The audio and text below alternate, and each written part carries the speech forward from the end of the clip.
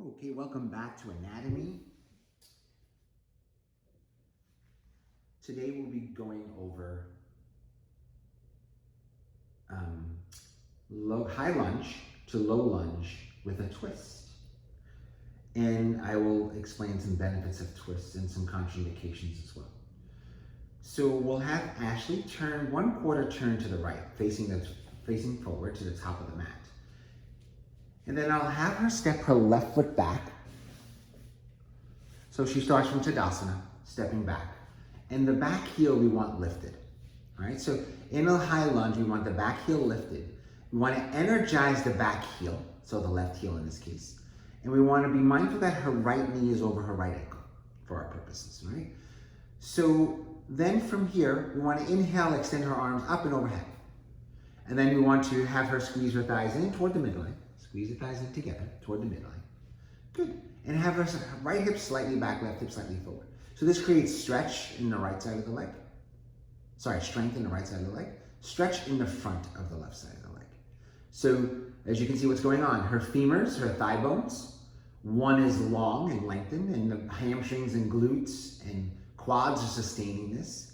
And on the front leg, it's bent, so the femur's bent here. So we're putting stress on the femur and hip, but stress meaning healthy stress with muscle. So her quad, hamstring is fired up, calf muscles fired up, and her oblique muscles are working as well. They're holding her arms overhead. So is her lat muscles. Now she spreads her fingertips wide. She has her biceps and triceps turned on a little. And then she draws the shoulders away from the ears and then lifts up through the core a little bit more. Lengthen, yes. See how the core turns on. Now her lat muscles, shoulders, biceps, triceps working, and her chest is being stretched. And then from here, I'll have her draw her hands to heart center. I'll have her lean forward at the hip, ever so slightly. And then she'll take her left elbow on the outside of the right thigh into a twist. So this is a twisted lunge, revolved lunge. Some people call it twisted lunge, some people call it revolved lunge. So the benefits of twists, they stretch the one side of the body and strengthen the opposite. They also create a tourniquet for your internal organs and your pelvic floor. Why is that good? Because we need blood flow to our pelvic floor. And it strengthens your obliques, strengthens your external obliques, which are on the outside of the oblique muscles. Also stretches the glute on one side, strengthens the glute on the other. And then from here, we'll have her inhale, draw her hands to heart center, sweep the arms out and overhead.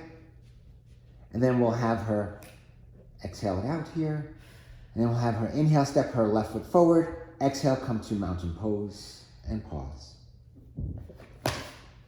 We thank you for...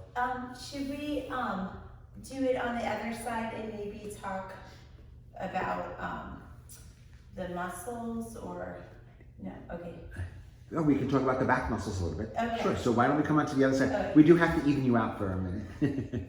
And we'll have Ashley here step her right leg back this time. All right, you're gonna like hold hands with my just kidding. Step her right leg back with high lunge, so we want her heel lifted.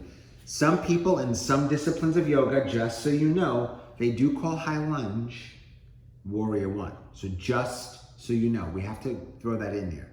So some yoga, this is called warrior one. But for our purposes, it's called high lunge. And we'll have her inhale arms overhead. So, muscular-wise, what's working? We went over the bones. Muscular-wise, what's working here are her quads. On the left leg, her quads are strengthening. Hamstrings and glutes are strengthening. On her right leg, we have her hip, the front of her hip. If Ashley, just take your hand to the front of your right hip. That's your left. The front of your right hip.